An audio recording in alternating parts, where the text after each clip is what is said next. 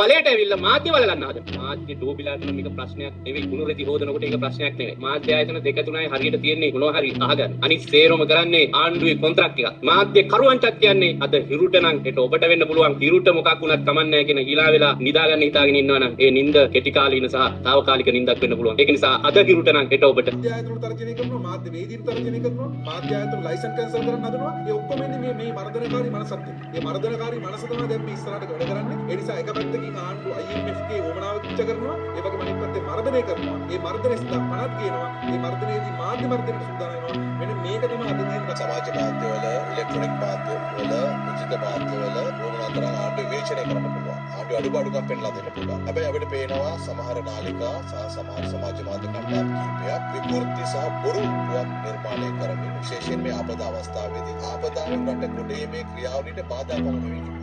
ආණ්ඩුව බොහොම සංයමයෙන් ක්‍රමානුකූලව එවැනි ප්‍රවෘත්තියක් ප්‍රචාරය වුණාම ඒව නිවැරදි කර ගැනීම සඳහා මැදිහත් වෙමින් ඉන්නවා. සක්මන් ආකාරයේ මාධ්‍ය මන්ත්‍රණ